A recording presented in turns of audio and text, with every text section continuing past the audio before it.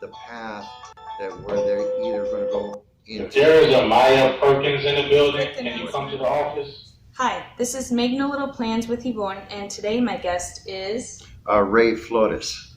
Thanks so much for joining us, Ray. Oh, I appreciate it. thank you for having me. Ray is, what would you say your top descriptions are, your titles of yourself? Well, I'm a school teacher. I've been teaching for almost 40 years, but I'm also the band leader for the band Together. And believe it or not, we've been in existence 44 years. And based out of what city? East Chicago is our home base. Yes, East Chicago. We've actually shared a stage before, but not at the same time. So shout out to Albert Mora, who used to be in Together, and Sylvia is their brother and sister, and she used to be in my band, Mariachi de Colores. So that's how we're kind of connected. Yes. Yeah. Two great people. Yeah, great musicians. We'll discuss his start in the industry, and we'll have some great career experiences. He'll give some tips for rookies as well. Ray, would you share where we are today and how it's meaningful in your life, if it has something to do with your music as well? Yes, we're here at Block Middle School in East Chicago, and I invited Ivonne. She wanted to interview me, and I said, what better place than to come to my classroom where I've been for the last 40 years. And it kind of reflects on who I am, because I love kids, I love teaching, and I believe students need a male role model, especially with the boys.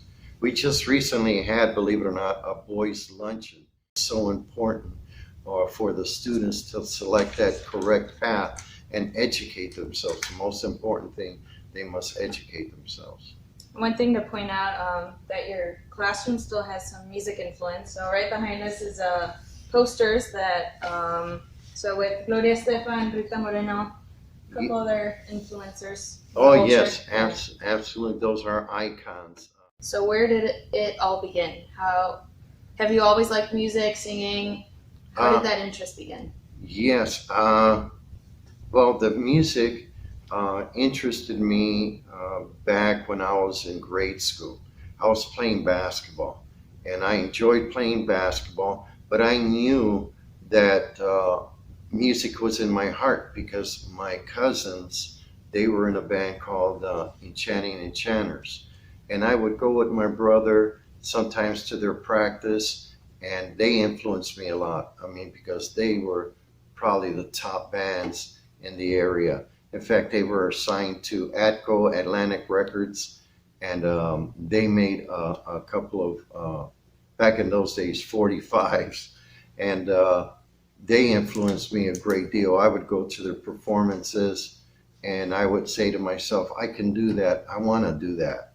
And so from then on in middle school, I formed a little group in middle school, and we would just sing. We would sing in the basement and practice in the basement. And then when we got to high school, we formed a band along with the singing group, and we just started playing at different church events. We started performing in Our Lady of Guadalupe here in East Chicago on the harbor side. And so who taught you? Did you ever have any lessons? Yes, I did have lessons. First of all, I joined the band in middle school, and then I went out to high school to join the band there with Mr. Lane, who's also the director for Mariachi de Acero. Yeah. And so I was first there with Mr. Nick Young was the director, and then Mr. Lane came in, and I joined the band there, and I also joined the stage band there at East Chicago, Washington. And then from there, it just blossomed, and we decided to continue and get some friends and form a band. And we've been performing ever since. So you mentioned a couple of the groups that you were in. Can you tell us about how Together started? Yes, it started with my cousin. What's his name? Gonzalo Curiel. Shout out. He's the judge now. Yes, he's the judge now in San Diego. In fact, he was just recently here to speak at Purdue Calumet and also at Purdue he would travel from Indiana University to perform with us. And then I got some of the members from the Enchanters, because the Enchanters broke up, the group that I idolized, and they joined me, and we formed a band, and we got some members from the Shades of Time, and we formed a group, and we were a success right from the get-go. Can you do a quick shout out of the members in your group? It's Israel Viodas, Michael Carson, Richard Watson, Yolanda Chaides, Warren Tipton, George Rodan, Rocky Marquez, Stefan Hess, Brian Tillman, Lanny Turner, Craig Spann, and myself. Are any of your members full-time performers? Yes, in fact, my lead singer, one of my lead singers, Mr. Warren Tipton, believe it or not, just got hired by the Shylights to be their lead singer. So yeah, he's going to be going on the road, and I congratulate him for what he's done performing with us. He's going to stay on with us as long as he can, as long as it doesn't conflict with the Shylights. But he's got a busy schedule. He's going to El Paso, Las Vegas. They're going to South Africa. They're going to Paris. So I wish him the best. Can you share some of the artists that you and your members have worked with? Maybe any icons that were actually born close to us? We've had performed with a lot of groups, opened up for them. On the English side, we've opened up for the OJs, the Whispers, Boyz II Men, Tower of Power, War, El Chicano, Malo, Tierra, also Elsa Garcia, the Barrio Boyz, Little Joy La Familia. We performed with them like 7 times. Also, his brother Johnny Hernandez, and many others that have been just great. Jorge Santana.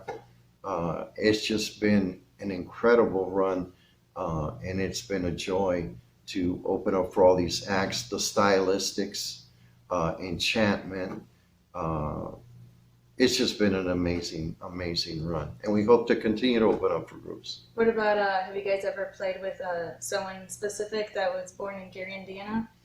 Well, we haven't, but the Enchanters did. The Jackson 5 opened up, believe it or not, for the Enchanters, and then 4 of the Enchanters, Cuauhtemoc Sin, Beto Barajas, Arthur Lopez, and also my cousin, the Judge Gonzalo Curiel. They were in the Enchanters, and those members joined us when we first started. Mm-hmm. Cool. So you mentioned being on the Johnny Canales show in Texas. Yes. Some time ago. The guy that said, "Take it away, you got it." I remember that from my childhood. But could you share what your coolest memory of a performance has been? Something maybe unique that stands out? Yes, and we performed for many important people, but I think the most heartfelt performances when we played for 10,000. We played for the Special Olympics, and the kids were just amazing. They made us feel, believe it or not, as if we were the Beatles. Mm-hmm. And it was just tremendous. They wanted our sticks, they wanted my drumsticks, they wanted anything that they could take home, they wanted it.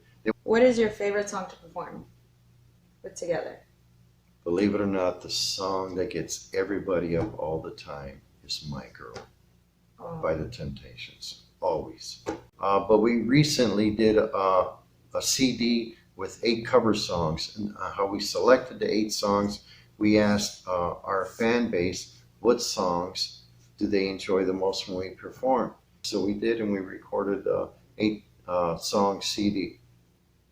And you guys have also recorded with, I think, the Chicago Recording Company? Yes, we were at the Chicago Recording Company.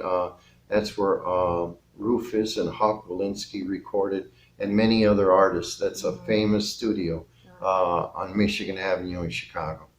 How have you guys together been able to stay together for so long? The key is finding the right people.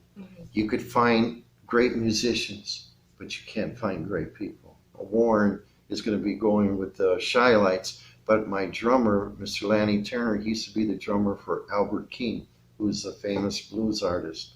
And then my bass player was the bass player for the Emotions, who still currently, the Emotions are still in existence. So I try to look for people that are good people, and then easy to talk to, easy to work with, and also still have a great talent.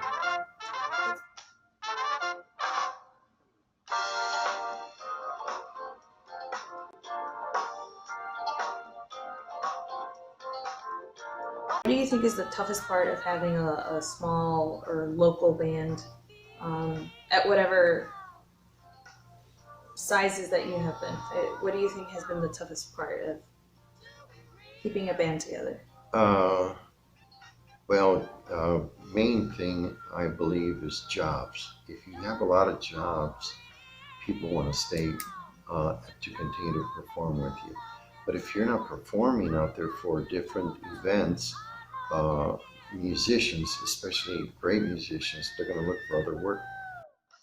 How have you felt about any local competition over the years? Have you really felt competition for what you do? No, not really, because all the other musicians that I know, they're friends of mine. So I have always told them that there's plenty of work for all of us.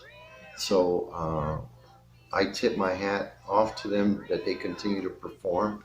But I know what we can do. And I believe that our band is unique. Other bands are trying to copy what we do because it's a successful formula that we're able to do English as well as do Spanish, as well as do standards, as well as doing Motown. There's not another group that does all of that. So I know what we have to do. What's the biggest change in the music industry that you think has occurred? Something you've noted globally, locally, over the decades? Yeah, over the decades, I would have to say sales. Sales are different now as far as selling their music. And of course, Prince, who has passed away, a great musician, went independently and started selling his own stuff because he knew that if he cut out the company and the middleman, and the musicians would be able to make more money. And I think that's where it is, sales. Now the key thing is concerts, as you indicated to me earlier when we were just discussing. Concerts are a huge now moneymaker for artists. And that's why now you see a lot of them pair up. They had this mega concert last year in New York, and they had it in LA, where they had the Doobie Brothers, Journey, Fleetwood Mac, Earth, Wind and Fire. They had like 10 mega groups, Steely Dan. They had like 10 mega groups, Journey, all perform within a 2-day span. And why? Because they can make a lot of money. All right, to switch gears into shorter answers, would you share, if your life were turned into a movie, what would the key track be on the soundtrack? Maybe the opening track. Oh my, what a great question. What a Wonderful World. By Louis Armstrong. Who would you want to work with, dead or alive? Wow. I would really love to open up for Earth, Wind and Fire. They are my idol. Well, I try to structure, believe it or not, our band after Earth, Wind and Fire, I have to say. Because I idolize Maurice White so much, how he was a dominant leader, but yet still gave room and space to the others so they could blossom in their talent.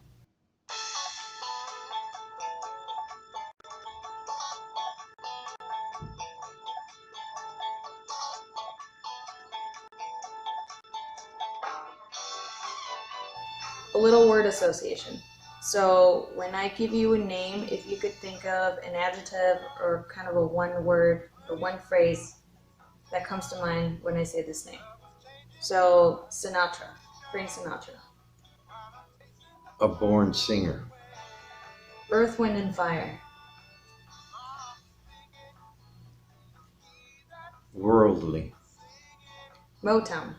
Everybody Motown. Oh, that just amazing. Writing, singing, choreography, just amazing. Juan Luis Guerra. Oh my gosh, a master at what he does. Musicianship out of this world. And Luis Miguel. One of the best singers I've ever heard, and songs, the arrangements are incredible. Who do you think was an artist who I would say maybe age 60 and above that is the whole package? 60 and above now, Mm-hmm. and is the whole package. Or maybe, I guess maybe from the 60s, so more of a classic figure. I would say because he could do big band and he has a small ensemble also, Tony Bennett. Tony Bennett. What about a new artist? Any newer, younger artist that you think? Bruno Mars, the best. Second person I've heard say that. Bruno Mars is the best. I've seen his show when he came to Chicago. Amazing. Just amazing. Nobody sat down to got to because he was just that good. And the thing about him, he not just sings the song. Each song is a production. It's a big production. And he delivers it, whether it be singing, whether it be dancing, whether it be the musicianship. It is just an amazing, the way he sings each particular song. So speaking of delivering, I'd like to turn it over to you now. If you would like to share something with our audience that's upcoming. Yes, on February 3rd, we're going to be at St. George Greek Orthodox Church in Schererville. That's on February 3rd. The show time is 8 o'clock. We're going to be there for the Winter Wonderland festivities there at St. George. Come on out, have a great time. Togethermusic.com. That's our website. You can go to that to see all our upcoming shows. Or you could go on Facebook, Together Music Band at gmail.com. You can go on Facebook as well, see our dates there as well. And for your music, where can people purchase? If you could purchase it at any of our shows or any of our live shows. If not, you could go on togethermusic.com and then you could mail in your check and we'll send you a CD. Thank you. You're welcome. So we're getting close to the end, and I'd like to ask you to complete this sentence. The purpose of music in this world is? To make people happy, and so they can forget all the rough times they've had during the day, during the year, because they have to cherish every moment. And sometimes you could turn to music just to relax and enjoy life. Yes, enjoy life. Well, Ray, thank you so much. Thank you, This Ivonne. was really enjoyable. Thank you. Thanks for Ivonne. sharing your musical journey. Viewers, thanks for tuning in. And please share this video. Check out their upcoming dates and feel free to submit any questions. This was Making a Little Plans with Ivonne. And till the next episode. Thank you. Thank you.